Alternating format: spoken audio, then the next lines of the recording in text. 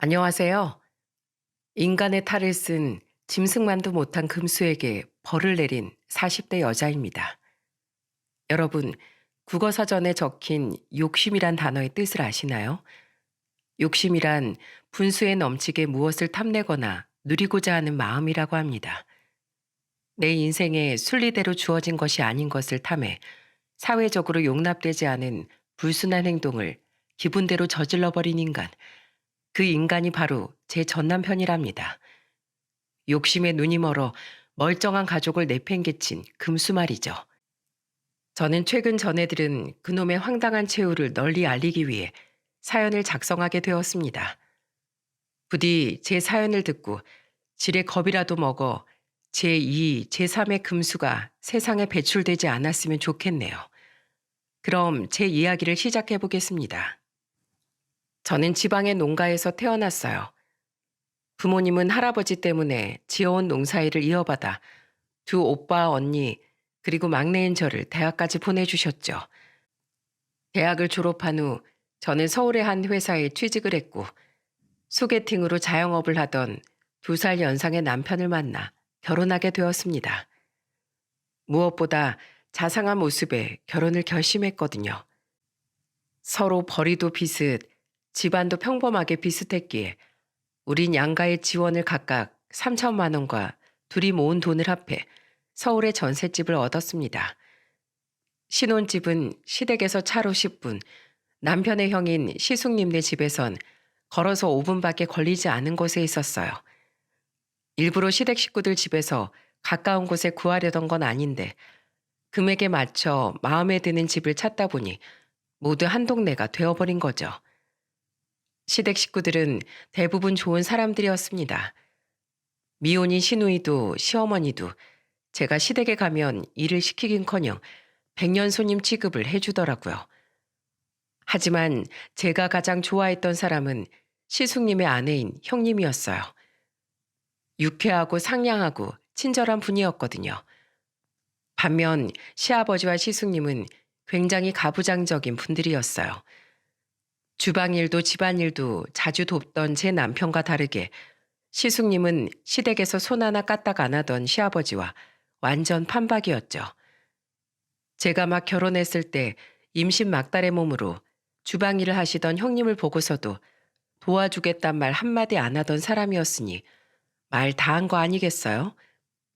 오히려 시아버지는 남자가 주방 드나들면 사내구실 못한다며 저와 형님을 돕던 남편에게 호통을 치기까지 하더라고요.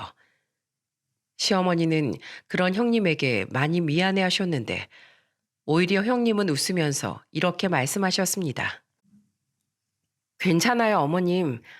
저 아니면 우리 남편 누가 받아줬겠어요. 사람 하나 구제해준다는 심정으로 제가 열심히 데리고 살아야죠. 뭐든 유쾌하게 넘기는 형님이 참 좋았어요. 집도 넘어지면 코박을 거리에 있었기에 저는 형님과 빠르게 가까워졌습니다. 출산한 형님과 자기 손으로 밥 차려 먹을 줄 모르던 시숙님 먹을 반찬까지 자주 해다 주고 형님 몸조리와 육아도 제 일처럼 도왔죠. 형님 또한 결혼 2년, 4년 뒤 두 아들을 낳고 얼마 안 돼 복직한 저와 초보 아빠인 남편을 물심양면 도와주었어요. 그렇게 친자매처럼 지내던 형님이 우리 큰애 나이 7살에 위암 말기 판정을 받았을 때 제가 누구보다 먼저 형님 간병을 자처했던 건 당연지사였습니다. 저는 직장을 다니면서도 매일같이 형님의 병원을 들렸어요. 주말엔 하루 종일 형님의 병원에 붙어 있기도 했죠. 동서, 그동안 내 간병도 모자라 우리 신랑 밥도 챙겨주고 우리 규빈이까지 동서 집에서 돌봐줘서 너무 고마워. 동서가 몸이 10개라도 모자라겠다. 고맙긴요.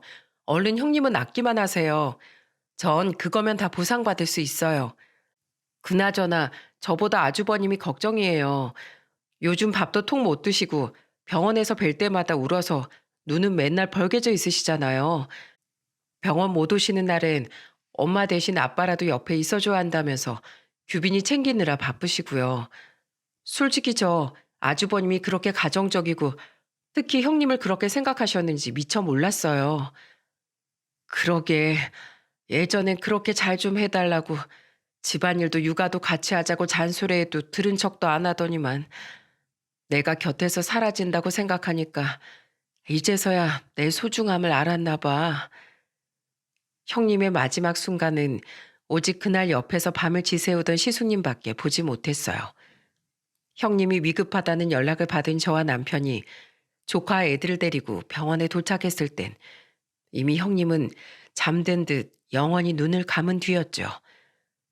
눈물 범벅이 된 채 형님의 손을 꼭 붙잡고 있던 시숙님은 제게 이렇게 말씀하셨습니다.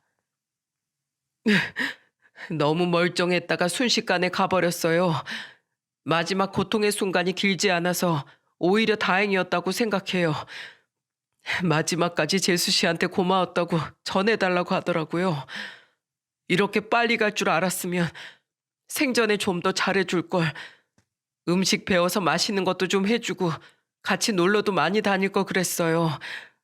이렇게 좋은 사람이 저같이 별로인 놈을 남편으로 만나 너무 재미없는 삶을 살다 간 것 같아요. 그래도 친자매처럼 지내주고 매일같이 간병도 해준 재수 씨 덕분에 우리 아내 마지막까지 참 많이 웃고 즐거워하다 갔습니다. 정말 고마워요. 시숙님의 가슴 절절한 늦은 후에 눈물을 본물 터지듯 흘려내렸습니다. 나중에 남편이 말하길 무뚝뚝한 시숙님이 가족 중 누군가에게 고맙다는 말을 한 걸 그때 처음 봤다고 하더라고요. 형님이 세상을 떠난 뒤 우린 한동안 큰 슬픔에 빠져 있었어요. 그리고 그 힘든 시기를 스쳐가며 시숙님은 많이 달라지셨습니다. 조카에게 엄마 몫까지 다 해주겠다며 열심히 음식 만드는 연습도 하시고 원래 하시던 조명가게 장사에 집안일에 조카 돌보기까지 만능형 싱글 대디가 되어 가시더라고요. 한편 저희 집엔 또 다른 위기가 찾아왔습니다. 몇 년간 불안하던 남편의 가게가 형님이 돌아가신 지 1년 뒤쯤 결국 문을 닫고 말았거든요. 어떻게든 버텨보려고 받은 대출빚만 수천만 원을 남긴 채 말입니다. 결국 우린 힘들게 돈을 모아 샀던 집을 되팔아야 할 지경에 놓였어요. 이제 고작 산 지 1년 된 집을 팔 생각에 마음이 착잡해지더군요. 하지만 가뜩이나 원래 집을 살 때도 대출을 많이 꼈는데 추가 대출까지 받았다 보니 제 외벌이로는 버틸 수 없는 상황이었어요. 그때 저희 숨통을 제일 먼저 틔워준 사람이 바로 제 친정 부모님이었습니다. 친정엄마는 갑자기 제게 3천만 원을 보냈다고 전화를 하시더라고요. 3천? 엄마랑 아빠가 그 큰 돈이 어디 있다고.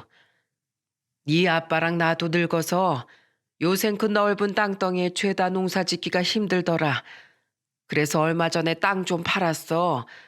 거기다가 우리가 원래 가지고 있던 돈 좀 보탰다. 너희 그 집 힘들게 샀잖아. 이 돈으로 다는 못해도 급한 돈이라도 막아. 저는 엄마에게 꼭 돈을 갚겠다고 말하며 애처럼 울어버렸습니다.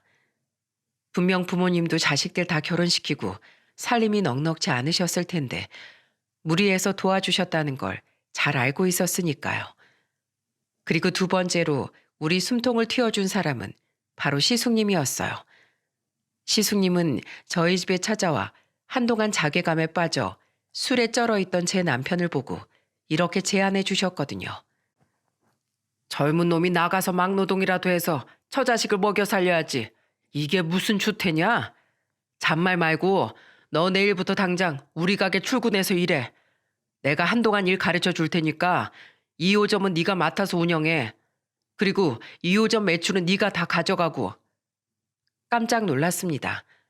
시숙님은 당시 대형 조명 가게를 2개나 운영하고 있었는데 1호점만큼은 아니어도 두 번째로 낸 2호점도 장사가 잘 됐거든요. 그 2호점을 동생이란 이유만으로 맡긴다니 참 파격적인 제안이었어요. 너도 넌데 당장 빚더미 앉은 재수 씨랑 내 조카들이 안타까워서 그래. 대신 너 매출 떨어지면 알지? 열심히 해. 재수 씨 저 갈게요. 몇 달째 저렇게 한심한 제 동생 안 버리고 거두고 계셔 주셔서 감사합니다. 그렇게 친정 부모님과 시숙님의 도움으로 우린 집을 지킬 수 있었어요. 게다가 남편의 벌이가 오히려 전보다 좋아졌기에 대출금도 빠른 속도로 갚아나가기 시작했죠. 그런데 그 조명 가게를 맡은 지 1년쯤 지났을 때부터 남편은 점점 변하기 시작하더군요. 마치 이전 시숙처럼 집안일엔 거의 손도 안 대려고 했고 피곤하다는 핑계로 애들과 잘 놀아주지도 않더라고요. 아, 피곤해 여보. 나 물 좀. 당신이 떠다 먹어. 나 지금 저녁하고 있는 거 안 보여? 나도 일하고 와서 힘들어. 아내가 돼서 남편 물도 한 잔 못 떠줘? 내가 돈을 얼마나 벌어다 주는데 가장의 위험이 아주 땅에 떨어졌구만. 시댁 남자 중 유일하게 제대로 된 사람인 줄 알았는데 알고 보니 시아버지와 똑같은 모습이 바로 남편의 본 모습이었던 겁니다. 명절이든 가족 모임 때든 소파에 배를 보이고 드러누워 있는 남편을 보고 시누이가 제게 한 말을 듣고서야 저는 그 사실을 알게 되었어요. 결혼하고 좀 변했나 했더니 사람 본성 어디 안 가지. 애들 아빠가 원래 저랬다고요? 네, 새언니. 원래 우리 큰오빠보다 더한 인간이 작은오빠였어요. 그래도 결혼하고부턴 엄마도 새언니도 잘 도와주길래 결혼 잘했구나 싶었는데 보고 배운 게 아빠다 보니 결국 원래대로 돌아왔네요. 오히려 요즘엔 큰오빠가 주방에도 더 많이 들어오고 명절 때도 쉬지 않고 일하던데 완전 둘이 바뀌어버렸어요. 뭔가 사기 결혼을 당한 기분이었어요. 그래도 어쩌겠습니까? 이미 애를 둘이나 낳고 부부로 산 지 10년이 훌쩍 넘었는데요. 남들도 다 이렇게 미운정 고운정 들어가며 진득한 가족이 되는 거라고 생각했습니다. 하지만 그건 저만의 착각이었다는 걸 저는 3년 뒤 깨닫게 되었습니다. 허리띠를 졸라매고 빚을 거의 다 갚아나갔던 해 여름날이었어요. 어느 한가로운 토요일 오후에 저는 청천벽력 같은 전화를 한 통 받았어요. 그건 바로 친정아빠의 전화였죠.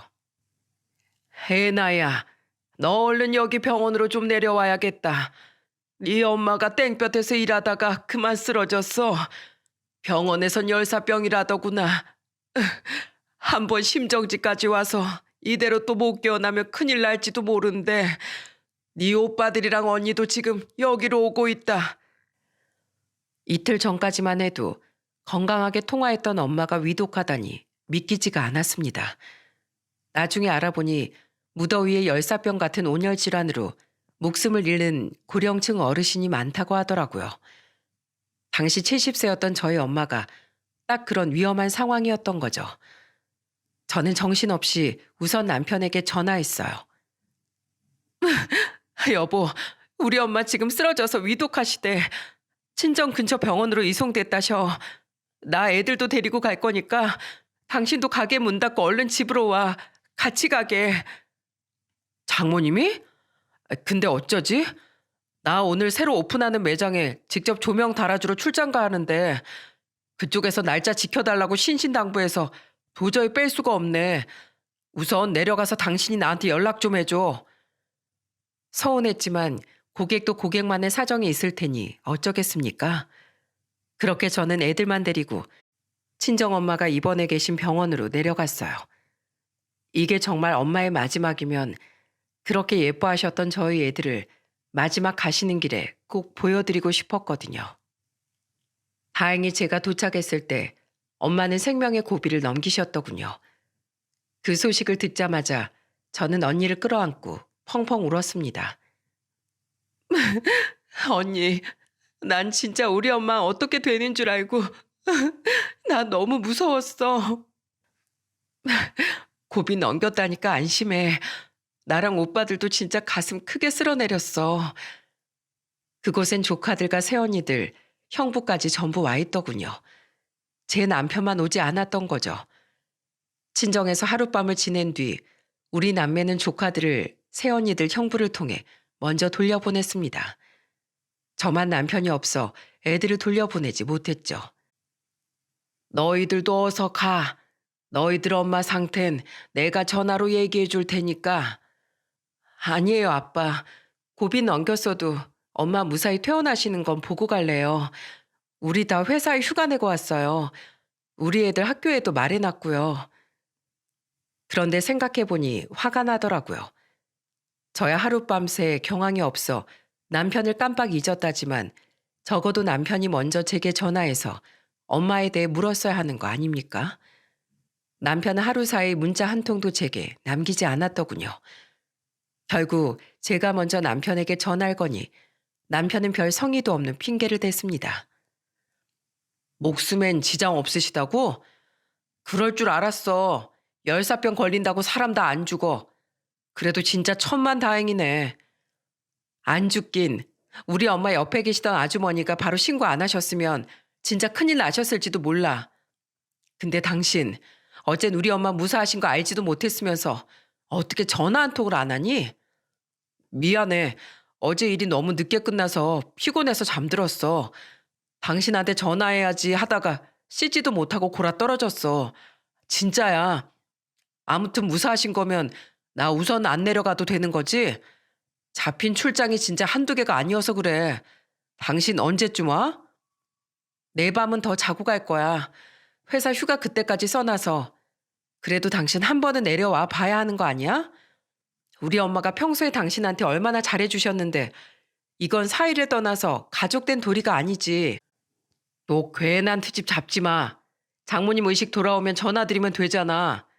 주말에도 일하는 남편 좀 안쓰러워나 해봐라. 끊어. 나 출장 가야 돼. 어쩜 이렇게 사람을 못 챙기나 싶었습니다. 뒤를 돌아보니 하필 자판기 음료를 뽑으러 나오신 친정아빠가 다 듣고 계셨더군요. 아빠는 화가 난 표정으로 불편한 듯 헛기침을 하셨어요. 그리고 아빠가 연이어 하신 말씀에 저는 남편에 대한 화가 더더욱 치솟고 말았네요. 기차 화통을 삶아 먹었나? 전서방 목소리가 나한테까지 쩌렁쩌렁 다 들리는구나. 전서방한테 참 서운하네. 예전에 돈 빌려달라고 찾아와서 무릎 꿇고 눈물 짜낼 땐 언제고 이제 살만하니까 장모가 아프든 말든 코빼기도 안 비춘다 이거야? 돈을 빌려달라고 했다뇨? 그럼 예전에 저한테 돈 빌려주셨던 게 애들 아빠가 두 분께 부탁해서 보내주신 거란 말이에요? 그럼 우리가 네가 말도 자세히 안 해줬는데 급하게 갚아야 할 돈이 얼만지 어떻게 알았겠어. 사돈댁에서 도와줄 형편도 안 된다고 집만 지키게 해달라고 빌길래 우리가 좀 무리해서 그 돈 해줬던 거다. 물론 크게 받을 생각도 없었고 네가 조금씩 갚고 있긴 하다만 그 뒤로 어떻게 감사하다고 술 한 병을 사다 줄 줄을 몰라. 명절에도 피곤하다면서 방에 들어가서 잠만 퍼질러 자고. 아니 다른 건 다 고사하고 이럴 때 늦은 시간이라도 한번 와봐야 하는 거 아니냐? 에휴 내가 늙어서 주책인 건지 요즘 사람들이 매정한 건지 원. 정말 배은망덕한 인간 아닙니까? 저는 서울에 올라가기만 하면 가만 안 두겠다고 남편을 떠올리며 이를 갈았어요. 이후 엄마는 무사히 정신을 차렸고 비교적 빠르게 회복이 되셨습니다. 덕분에 퇴원 또한 예상보다 빨리 하셨죠. 그렇게 우리 남매는 엄마를 친정집으로 모셔다 드린 후에 각자의 집으로 돌아갔어요. 남편에게 말한 것보다 하루가 빠른 나흘 만의 귀가였습니다. 그 하루 차이가 제 인생을 구할 기회가 될 줄은 그땐 상상도 하지 못했네요. 집으로 돌아오던 도중 시어머니께선 제게 전화해 한 번 더 친정엄마의 안부를 물어주시더군요. 괜찮으시다니 다행이구나. 지금 네 시숙도 규빈이랑 우리 집으로 밥 먹으러 오고 있는데 어멈 너도 애들 데리고 밥 먹고 갈래? 집에 가서 먹으려면 피곤하지 않니? 아니요. 휴게소에서 간단히 먹고 집에 가려고요. 며칠간 집을 못 갔더니 피곤하네요. 신경 써주셔서 감사해요, 어머님. 그렇게 피곤한 몸을 이끌고 집에 도착한 건 저녁 8시였습니다. 그런데 현관문을 여니 고기 굽는 냄새가 코를 확 찌르더라고요. 현관엔 딱 봐도 제 것이 아닌 파란색 구두가 놓여 있었죠. 그리고 전 소리를 듣고 나온 남편과 화장을 떡칠한 웬 여자 하나를 보고 그 자리에 굳고 말았습니다.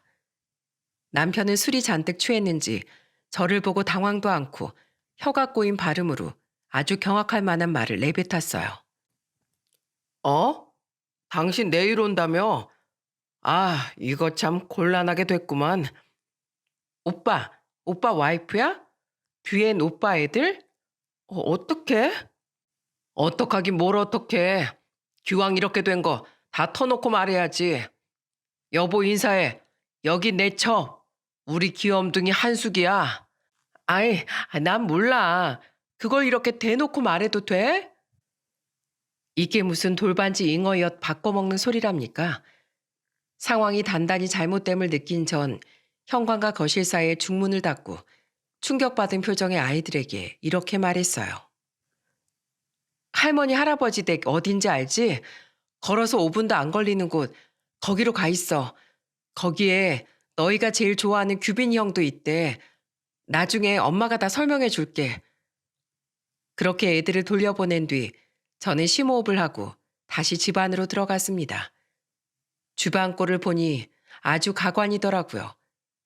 두 연놈은 소고기에 소주로 술판을 벌려놨더군요. 저는 찬물을 한 잔 떠다 놓고 식탁에 앉았어요. 남편 놈은 뭐가 그렇게 신나는지 지 첩이라는 여자를 품에 끼고 실실 웃으며 제 앞에 앉더군요. 그리고 그때부터 저는 천천히 그놈을 나락으로 떨어뜨리기 시작했습니다. 뭐야, 애들은 어디 갔어? 어머님 아버님 댁 보냈어. 그럼 애들한테 지금 이 꼴을 바로 보이리? 내가 무슨 상황인지부터 좀 알아야 할 거 아니야. 언젠가 알게 될 거 유나는. 근데 당신 뺨 때리고 물 뿌리고 안 해? 왜 난리를 안 쳐?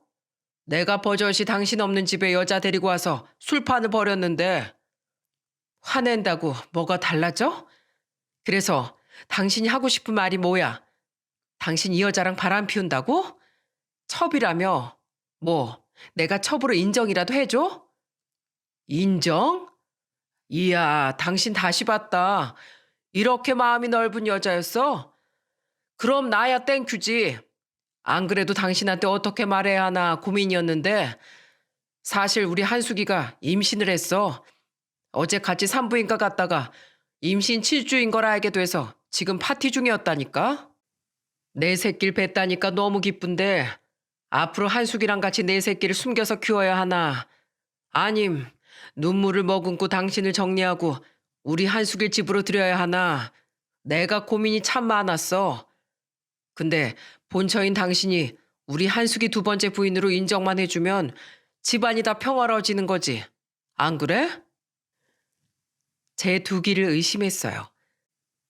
살살 구슬려서 우선 상황 파악부터 할 생각이었는데 대뜸 임신이라니요. 그것도 저 몰래 그 여자를 만나면서 애를 키울지 아니면 조강지처인 저와 우리 애들을 버리고 저 여자와 애를 택할지를 고민했다니. 애초에 절대 저 불려시 같은 상간녀와 헤어질 생각은 없다. 이거 아닙니까? 속이 부글부글 끓더라고요. 하지만 다가올 통쾌한 복수를 생각하며 저는 애써 차분하게 물었습니다. 임신했다고? 그래, 이렇게 된 거 뭐든 궁금하니까 드러나 보자. 둘이 잘 어울리는데 언제부터 만났어? 우리가 좀 잘 어울리긴 하지. 당신 6개월 전에 교통사고 나서 한 달쯤 입원했잖아. 바로 그 직전에 손님으로 만났어. 우리 한숙이가 분위기 전환 겸 집 조명을 바꾼다고 내 조명 가게를 몇 번 들렸거든. 그때 운명의 스파크가 파바박 튄 거지. 사실 그전까진 서로 조심스러웠는데 당신 입원했을 때 당신 눈치 안 보고 자주 만나게 되면서 사이가 깊어졌어. 어떻게 보면 당신이 우리를 이어준 큐피트나 다름없었다니까? 기왕 이렇게 된 거 사이좋게 잘 지내봐. 아니, 이참에 그냥 다 같이 살까? 내가 한숙이 좀 더 넓은 오피스텔로 이사시켜줬는데 거기 월세 따로 내기 아깝잖아. 그래도 돼요, 형님? 형님이라고 불러도 되죠? 이 집 너무 넓고 좋네요. 저기 침대 2개인 애들 방 빼고 더블 침대 하나 들여서 제가 쓰면 되지 않을까요? 이 사람은 하루는 형님 방, 하루는 제 방 왔다 갔다 하면 되잖아요. 저 정말 막장 드라마 속으로 빙이라도 된 줄 알았습니다. 세상에 어느 때인데 저런 소리를 하는 인간들이 있나요? 게다가 제가 뼈마디가 부서져 병원 신세 질 동안 저 두 연놈은 외도의 꽃을 피우고 있었다니 기가 차더라고요. 들은 것도 다 들었겠다. 저는 그놈에게 슬슬 본심을 드러냈습니다. 하지만 워낙에 취한 그놈은 처음엔 돌변한 제 기분을 눈치채지 못하더군요. 꼴값 떤다 꼴값을. 당신 사업 망하고 이 집 날아갈 뻔했을 때 우리 부모님 찾아가서 무릎 꿇고 3천만 원 빌려달라고 빌었다며? 근데 그 돈 갚을 생각은 안 하고 뭐? 바람난 여자 오피스텔 월세 구해줘? 그거 당신 화낼까봐 말하지 말아달라고 했던 건데 장인어른이 말씀하셨어? 에이, 의리 없으시긴. 그래, 그랬지. 근데 어차피 장인 장모님 그 돈 받으실 생각 없으셨잖아. 갚지 말라고 해도 당신이 꾸역꾸역 갖고 있는 거 보고 얼마나 아까웠는데. 나 봐. 그것보다 가치 있는 곳에 투자해서 이렇게 내 자손도 하나 더 얻었잖아. 가치? 그리고 당신, 내가 그동안 친정 부모님께 감사해서 이것저것 사다 드리긴 했는데 당신이 직접 부탁한 거면 당신도 적어도 좋은 술 한 병은 직접 사들고 가서 감사하다고 했어야 하는 거 아니야? 근데 어떻게 우리 엄마가 위독하시다고 해도 병원에 얼굴 한번 안 비쳐? 지금 내가 집에 왔는데도 우리 엄마 안부도 묻지도 않고. 당신 솔직히 말해봐. 출장 있었던 게 아니라 이 여자랑 있었던 거지? 그래, 있었다. 우리 한숙이가 요새 몸이 자꾸 안 좋다고 해서 붙어 있었지. 한숙이 집보다 훨씬 아늑한 우리 집에서. 근데 알고 봤더니 임신이라니까 완전 경사지 뭐야. 그리고 장모님 안 돌아가셨잖아. 왜 자꾸 그 얘기를 들먹여? 게다가 어차피 조금 있으면 오늘 내일 하실 노인네 황천길 좀 일찍 가면 또 뭐 어때서? 목숨 다한 늙은이보다 우리 젊고 푸릇한 한숙이 건강이 훨씬 중요하지. 아무튼 장모님 무사하니까 당신도 원래 말했던 날보다 하루나 더 빨리 돌아온 거잖아. 그럼 된 거 아니야? 자, 당신 인상 풀고 한 잔해. 우리 한숙이가 임신 중이라 술을 못해서 나 혼자 마시느라 심심했는데 잘 됐네. 우리의 새 가정을 위하여. 오빠 마누라 분위기가 좀 이상한데? 술을 안 마셨다던 상간녀는 그나마 이상한 낌새를 눈치챘더라고요. 하지만 때는 이미 늦어 있었죠.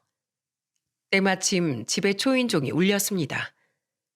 저 대신 그놈을 응징해줄 제가 기다리던 사람이 도착한 거죠. 저는 어리둥절해하는 남편놈에게 몰래 의자 위에 올려놨던 제 휴대폰 화면을 보여주며 현관문을 열러 갔습니다. 그리고 등장한 응징자의 모습을 본 남편의 두 눈은 튀어나올 듯 커다래졌습니다. 이 시간에 누구지? 누구긴 누구야. 나 대신 너를 벌줄 사람이지. 이거 보여?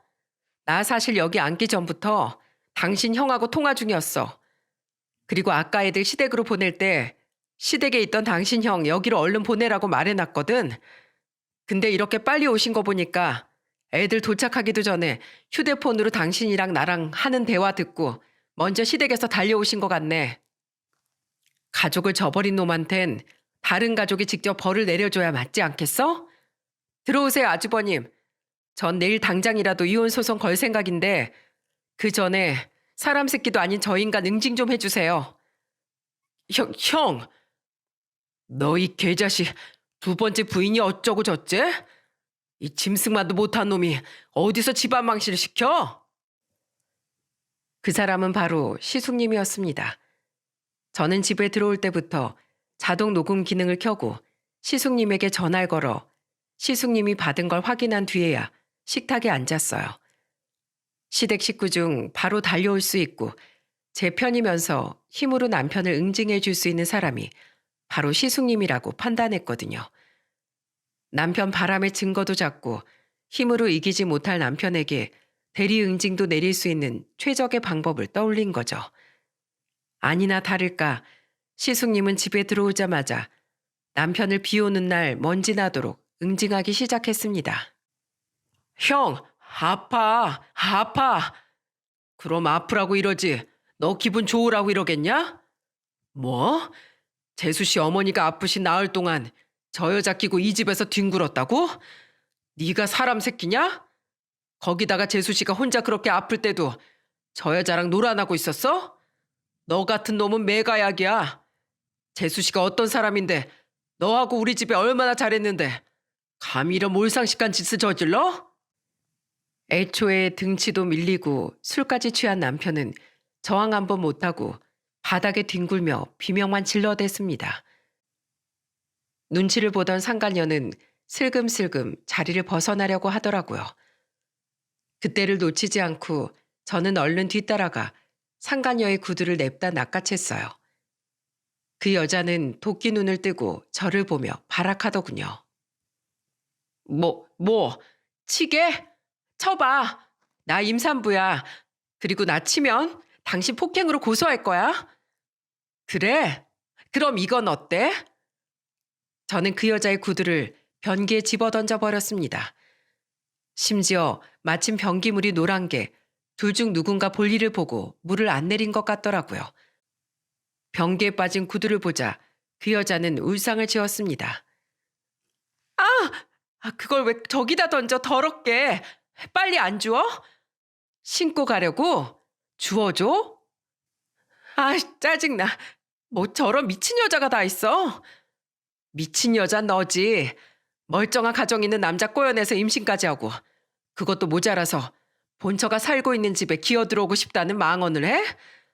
내가 살다 너 같은 정신 나간 여잔 처음 봤다.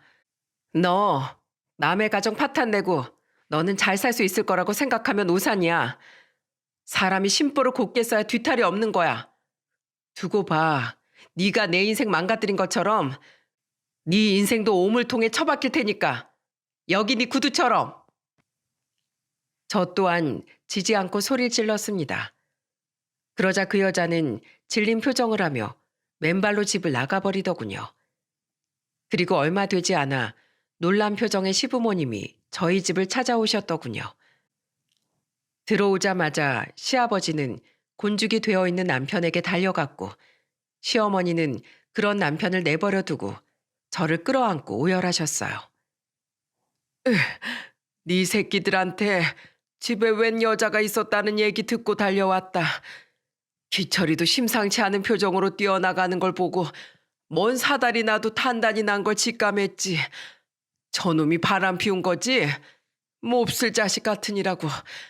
사부인이 아프신데 집에서 딴개집애랑 술판을 벌이고 있어? 놀랐지 어머마. 아휴, 내가 미안하다. 내가 아들을 잘못 키웠어. 얘 기철아. 저놈 좀 더 두들겨 패버려라. 그만해. 기철이 너도. 아이고 기범아 괜찮냐? 야 이놈아. 남자가 살다 보면 계집질 한번 할 수도 있지. 그걸 가지고 네 동생을 이렇게 곤죽을 만들어 놔. 어멈 너도 왜 이까진 일을 이렇게 크게 만들어? 그 와중에도 시아버지는 남자는 거리며 아들 편을 들더라고요. 저는 그런 시아버지에게 나지막이 말했죠. 저 인간 그 여자한테 방까지 얻어주고 월세도 내주고 있었대요. 그리고요 아버님, 그 여자 임신 7주 차래요.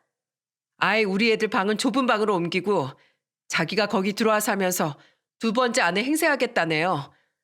이 사람은 좋은 생각이래요. 엄청나죠? 뭐? 얘 기범아, 너 진짜 그런 정신 나간 소리를 했어? 그게요 아버지. 뭐라고? 이 썩을 놈이. 안 되겠다. 너 오늘 이 엄마 손에도 혼 좀 놔보자. 시어머니는 신고 오신 슬리퍼를 집어들고 남편을 마구 내려치셨어요. 이번에는 시아버지도 차마 말리지 못하더라고요. 힘에 부치셨는지 숨을 헐떡이던 시어머니는 마지막엔 그 슬리퍼 밑창으로 시아버지 뒤통수를 퍽 하고 가격하셨습니다. 날벼락을 맞은 시아버지는 시어머니를 놀란 표정으로 바라보시더군요. 뭐야? 난 왜 때려?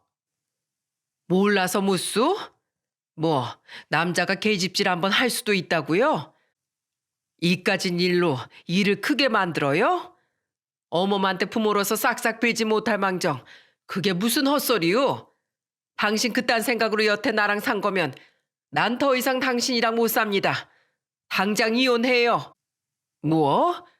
여보, 진정해. 갑자기 무슨 이혼이야? 내가 실어냈네. 어? 평소에 오냐오냐 했더니 당신이 무슨 내 상전이라도 된 줄 알았소? 앞으로 남자는 어쩌고 하거나 내 앞에서 저 자식 편 들었다간 당신 국물도 못 얻어먹고 쫓겨날 줄 아쇼. 난 그 집 나가도 우리 언니네 동생들네 갈 데 많은데 자기 손으로 라면도 겨우 끓여 먹는 양반이 어디나 없이 살 수 있나 두고 볼 테니까. 시아버진 결국 입을 다물고 시어머니 눈치만 보시더군요. 얼마 뒤 시부모님은 조카 저희 애들밖에 없는 시댁으로 다시 돌아가셨습니다. 시숙님은 망연자실한 저 대신 주방을 말끔히 치워주셨어요. 그리고는 맞던 자세 그대로 술 기운에 뻗어버린 남편 앞에서 팔짱을 끼고 앉아 그대로 하룻밤을 지새우시더라고요. 방에 들어가 주무시라고 해도 괜찮다면서 말입니다. 그리고 다음 날 아침 일찍 이삿짐 차를 부르시더니 남편이 깨기도 전에 남편의 짐을 싸기 시작하셨어요. 얼굴이 피떡이 된 채로 잠에서 깬 남편은 시숙님에게 묻더군요. 형, 지금 뭐해? 저 아저씨들은 왜 내 옷들을 싸고 있어? 몹쓸 놈. 재수씨는 너랑 당장 이혼하시겠단다. 그리고 너랑 그 여자 흔적이 남은 이 집도 꼴도 보기 싫으시대. 재수씨랑 둘이 있으면 넌 안 나가겠다고 버틸 걸 뻔하니까 내가 직접 네 짐 다 싸서 내 집에 처박아 둘 거야. 그렇다고 내 집에서 너 재워줄 생각은 추워도 없으니까 짐 보낼 주소 문자로 남겨. 형, 이 집 대출금도 이제 거의 다 갚아가는데 나더러 어딜 가라고. 그 여자한테 얻어준 월세집이라도 들어가던가. 너 어차피 소송 걸리면 재수 씨한테 분할해줘야 할 재산이 한두 푼이 아닐 텐데 집이라도 안 팔면 뭐 배째라식으로 나오기라도 하려고? 어림없는 소리. 재수 씨, 이 짐 다 빼면 제가 이놈 끌고 나갈 테니까 비밀번호도 바꾸고 얼른 집 내놓으세요. 재수 씨 이사 갈 때까지 이놈이 찾아올지도 모르니 그동안은 제가 매일매일 들를게요. 감사해요, 아주머님. 아주 든든하네요. 이삿짐 차가 출발한 뒤 시숙님은 정말로 남편의 멱살을 잡아 끌고 나가시더군요. 그 뒤 남편은 한동안 저희 집을 찾아왔는데 정말 시숙님이 매일 저희 집에 찾아와 남편을 막아주어 아무런 변도 당하지 않을 수 있었어요. 그때 문 밖에서 엉엉 우는 남편의 말을 들으니 엄청나게 통쾌하더라고요. 여보, 내가 잘못했어. 그날은 내가 너무 술에 취해서 말도 안 되는 망발을 내뱉었나 봐. 여보, 나랑 정말 이혼할 거야? 나 그 여자한테 애 지우라고 할게. 어? 여보, 형이 나한테 조명 가게 앞으로 나오지도 말래. 나 같은 놈한테 10원짜리 하나 베풀어 줄 필요도 없대. 당신하고 이혼하면 난 애들도 집도 잃고 직장까지 잃는 거야. 내가 이 나이에 회사 들어가 아니면 또 사업을 시작해. 난 그때 한번 실패해봐서 너무 무섭단 말이야. 그만한 돈도 아이디어도 없고. 형, 아내 집사람이랑 같이 있지? 형, 그래도 내가 형 진짜 가족인데 어떻게 나한테 이렇게 매정해? 형도 옛날엔 집안일도 하나도 안 하고 형수만 부려먹는 나랑 아버지랑 똑같은 인간이었잖아. 형이 언제부터 그렇게 고결하게 살았다고 집사람 편을 들어. 제발 나 그 조명가게 다시 나가게 해줘. 넌 생명이 장난이냐? 기분 좋을 땐 나으라고 하고 네 사정 안 좋아지면 바로 지우라고 하게. 이 쓰레기 같은 자식아. 내 동생이 이렇게 한심한 놈인 줄 미처 몰랐다. 그래, 나 아내 위할 줄 모르는 놈이었어. 근데 막상 잃고 나보니까 아내가 나한테 얼마나 소중한 사람이었는지, 내가 얼마나 한심한 놈이었는지 깨달았어.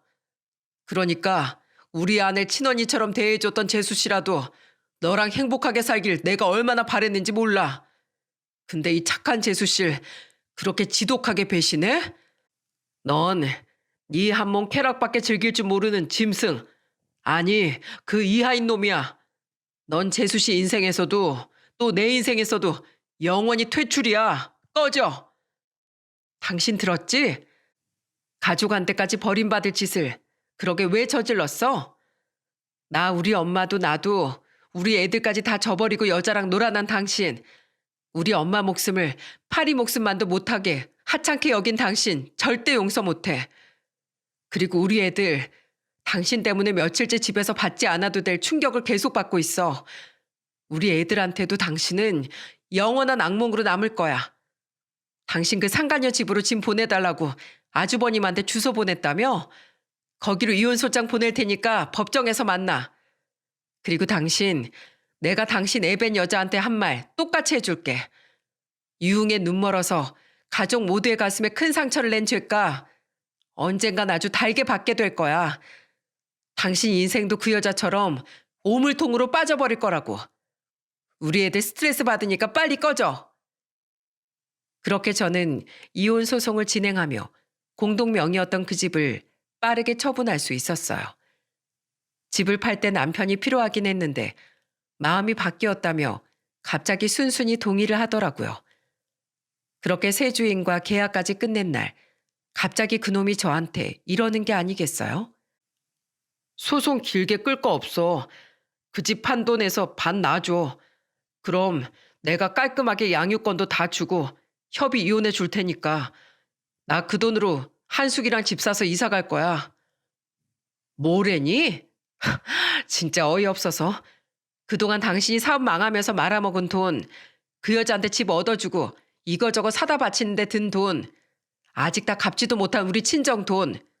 거기에 어차피 애들은 내가 데려갈 거니까 애들 키우는데 드는 돈에 당신은 유책 배우자이기까지 한데 그걸 반이나 받을 수 있을 거라고 생각해? 그냥 끝까지 소송해. 법이 알아서 판단해 줄 거야. 한숙이가 그 돈 못 받아오면 집에 못 들어올 줄 알라고 했단 말이야. 가게가 내 가게 아닌 거 알고 그날도 밖에서 오들오들 떨면서 밤샜어. 가관이다 가관이야. 그게 뭐 내 알바니? 네가 좋다고 그런 여자 골라서 만난 거지. 난 법대로 할 거야. 간다. 참 한심한 놈 아닙니까? 그 뒤 저는 살던 곳보다 작은 빌라를 사서 아이들과 이사했어요. 그로부터 몇 달 뒤엔 당당히 이혼 소송에서 승소해 애들 친권, 양육권을 빼앗고 예상보다 훨씬 많은 재산 분할을 받을 수 있었죠. 저는 집을 판 돈에서 일부를 그놈에게 돌려줘야 했지만 어차피 그놈과 상간녀에게 위자료를 뜯어 크게 손해본 것도 없었어요. 저희 부모님과 오빠들 그리고 언니는 이혼 과정에서 멀리 살던 자식들 대신 저를 도와주고 지켜준 시숙님에게 무척 고마워했습니다. 심지어 저희 큰오빠랑 시숙님은 제가 이사하던 날 도와주러 왔다가 서로 마주치기도 했는데 그때 술까지 사며 감사를 표하던 큰오빠에게 시숙님은 이렇게 말씀하셨네요. 별 말씀을요. 오히려 제가 재수 씨한테 예전에 너무 많은 신세를 졌습니다. 저는 그 은혜를 갚은 것뿐이에요. 그리고 재수 씨에게 상처를 준 놈이 하필 제 동생이란 놈이란 사실이 오히려 미안할 따름이네요. 그 뒤 약 1년하고 몇 개월이 지난 현재 저는 가끔씩 시숙님과 조카 그리고 시부모님과 교류하며 아이들과 잘 먹고 잘 살고 있습니다. 애들끼리 워낙 친하기도 하고 끝까지 제 편을 들어준 시숙님과 시부모님께 굳이 아이들을 보여주지 않을 이유도 없었거든요. 시누이는 작년에 남편을 따라 일본으로 건너가 그 뒤로 연락을 하고 있진 않습니다. 엄마가 쓰러지신 이후 저희 부모님은 농사일을 그만두셨어요. 대신 땅을 정리할 돈으로 이곳저곳 여행도 다니고 모임도 가지시며 건강을 지킬 수 있을 때까지 즐거운 삶을 보내고 싶다고 하시더라고요. 그 말씀처럼 지금 두 분께선 누구보다 재미난 노년을 보내고 계십니다. 어찌나 놀러 다니느라 바쁘신지 우리 남매들이 찾아뵈려고 해도 통 집에 계신 날이 없다니까요. 저는 이혼을 하며 받은 위자료로 부모님께 빌렸던 돈 중 남은 금액을 전부 갚았습니다. 부모님은 됐다고 하셨지만 그놈의 흔적은 그렇게라도 단 하나도 남기고 싶지 않았거든요. 시댁 식구들은 모두 전 남편과 인연을 끊었습니다. 시숙님은 물론이고 저희 시누이는 전 남편의 얘기를 듣고 치를 떨었다더라고요. 이혼 후 절 찾아왔던 시누이는 눈물을 글썽이며 제게 사과를 했죠. 같은 여자로서 얼마나 분하고 상처받았을지 정말 새언니한테 너무 죄송해요. 그런 놈은 더 이상 제 오빠도 아니에요. 새언니, 비록 우린 이렇게 남이 되지만 부디 우리 조카들이랑 꼭 행복하게 살아야 돼요. 아셨죠? 시숙님에게 듣기로 전 남편은 결국 그 여자와 혼인신고를 하고 아이를 낳았다더군요. 손녀 보고 싶지 않냐며 시부모님께 연락을 해왔다는데 인간도 아닌 금수는 자식 취급할 생각 없다며 시어머니는 곧장 전화를 끊으셨다고 해요. 시아버지는 예전 사건 이후 상황이 역전되어 시어머니 말씀엔 꼼짝도 못하시는 상태라 전 남편에게 등을 돌린 지 오래죠. 그 이외엔 궁금하지도 않아 물어보지 않았는데 얼마 전 전화로 시숙님께 아주 충격적인 그놈의 근황을 듣고 말았네요. 재수 씨, 기범이 그놈 지금 숙식 제공되는 공장에 들어가서 돈 벌고 살고 있어요. 네? 그럼 그 여자랑 애는요? 그게 사정을 저도 몰랐다가 한 달 전에 그놈이 저희 집 앞에 울고불고 찾아와서 알게 됐어요. 그놈 그 뒤로 음식점 주방이라면서 그 여자랑 딸을 먹여 살린 모양인데 아무리 봐도 그 여자가 낳은 딸이 갓난애여도 그렇지 자기랑 닮은 부분이 하나도 없더래요. 혹시나 싶어서 유전자 검사해보니까 친자 불일치로 나왔대요. 누군지 몰라도 다른 놈 자식이었던 거죠. 근데 동생이 유전자 검사한 걸 눈치채고 그 여자가 애 데리고 야반도질 해버렸다네요. 심지어 그 여자가 졸라서 대출받아 산 둘이 살던 빌라를 그 여자 앞으로 해줬었는데 동생 몰래 집까지 팔아버리고 그 돈을 꿀꺽 했대요. 그 전에도 이 돈 저 돈 다 갖다 바친 모양이라 완전 빈털터리 신세가 된 거죠. 고소를 하려고 해도 법적으로는 아무 문제가 없어서 그놈 한동안 노숙까지 했다네요. 그리곤 저희 집에서 제발 지내게 해달라고 엉엉 우는데 자업자득이라고 말하고 쫓아내버렸어요. 자기 한 몸 즐겁자고 자기 아내 자식들 배신할 땐 언제고 이제 와서 빌붙을 다른 가족을 찾아온답니까? 전 그런 양심 없는 행동 절대 용납 못합니다. 그 뒤론 돈도 벌고 잠도 잘 수 있는 일자리 찾아갔다고 저한테 연락해 오길래 제 알 바 아니라고 말하고 차단해버렸어요. 저희 부모님한테도 연락한 모양인데 저희 어머니 끝까지 듣지도 않고 그냥 끊어버리셨대요.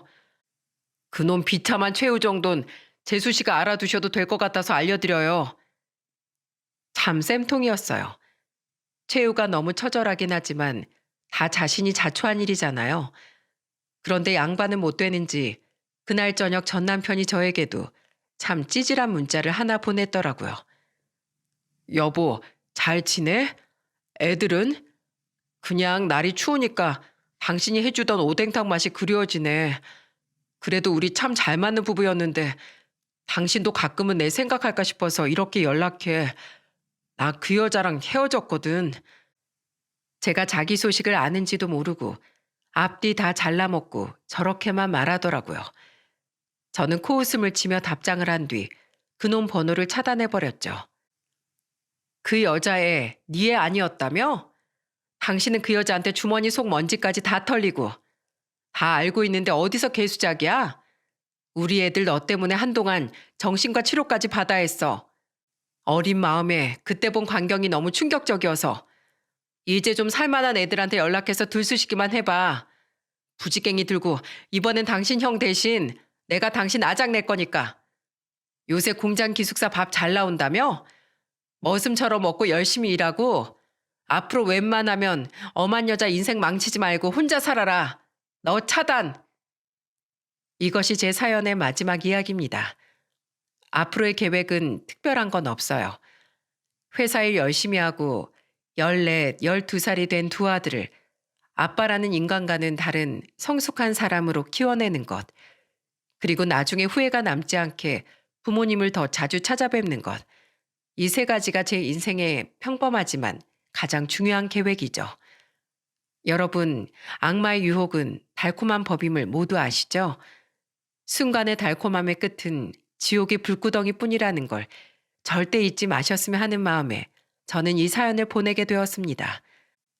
마치 상간녀라는 달콤한 탈을 쓴 악마에게 홀려 사람 된 도리를 저버린 전 남편의 비참한 말로처럼 말입니다.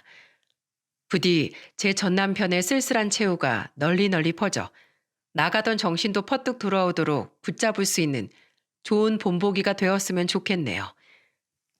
제 사연을 들어주신 모든 분들께는 저와 달리 무탈한 매일이 함께하길 바라겠습니다. 감사합니다.